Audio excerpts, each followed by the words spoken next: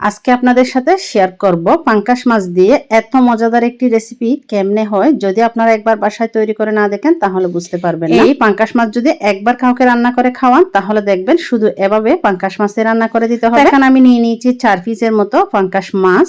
এগুলাকে একটা ছুরির সাহায্যে এভাবে করে কেটে নিতে হবে। এই যে আমি দুই পাশ থেকে কেটে দেখালাম। এখন এই মাছ ভুনার জন্য আমি এখানে নিয়ে দিব স্পেশাল একটি মশলা, দিয়ে দিব কিছুটা জিরা, ধনিয়া গুঁড়া, ধনিয়া দিব সরিষা। আমি এখানে কালো সরিষাটা ব্যবহার করেছি, আপনারা চাইলে সাদা সরিষা ব্যবহার করতে পারেন। কয়েকটার মতো শুকনো মরিচ, এগুলো একটু ঠেলে নিব যাতে করে পুড়ে না যায়। পুড়ে গেলে কিন্তু এই মশলার সুঘ্রাণটা থাকবে না। এটা আমি ভাজা হয়ে গেলে একটু গুঁড়া করে এখানে নিয়ে নিয়েছি কয়েকটা লাউ পাতা। লাউ পাতাগুলো এভাবে করে ভালো করে পরিষ্কার করে নিব। লাউ পাতা দিয়ে পাঙ্কাশ মাছ কিন্তু খেতে অসাধারণ হয়, তো আপনারা চাইলে একবার বাসায় ট্রাই করে দেখতে পারেন। লাউ পাতাগুলো কিন্তু পরিষ্কার করা হয়ে গেছে। এখন আমি একটি মশলা তৈরি করে নিব। মশলা তৈরির জন্য এখানে নিয়েছি পেঁয়াজ, একটি বড় সাইজের পেঁয়াজ, দিয়ে দিব টমেটো, আর দিয়ে দিব স্বাদ মতো লবণ। দিয়ে ভালো করে হাত দিয়ে কষলিয়ে মেখে এটাকে একদম নরম করে ফেলতে হবে এই মশলাটাকে।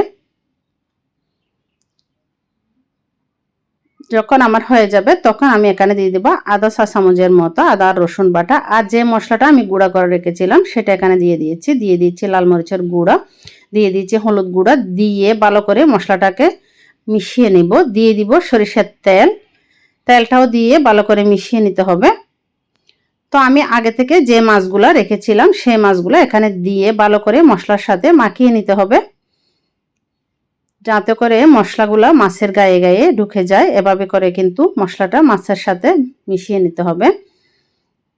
এই যে, তো আজকের এই রেসিপিটি যদি ভালো লেগে থাকে রেসিপিতে একটি লাইক, কমেন্ট, শেয়ার করে অন্যদের দেখার সুযোগ করে দেবেন। নিত্য নতুন রেসিপি পেতে আমার পেজটি ফলো দিয়ে সাথে থাকতে পারেন।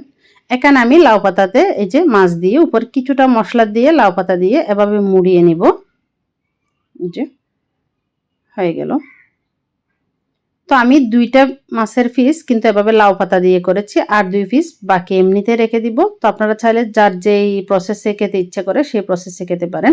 লাউ পাতা হাতের কাছে না থাকলে এভাবে করেও কিন্তু পাঙ্কাশ মাছগুলো বোনা করলে খেতে কিন্তু অসাধারণ হয়। তো এখানে একটা ফ্যানের মধ্যে কিছুটা তেল দিয়ে দিলাম। তেল দিয়ে প্রথমে আমি যে লাউ পাতা দিয়ে মাছগুলো মুড়িয়ে রেখেছি সেই লাউ পাতাগুলো দিয়ে দিব। এখন আমি অবশিষ্ট যে মশলা ছিল সেই মশলাটাকে এক পাশে করে একটু করে ভেজে নিব।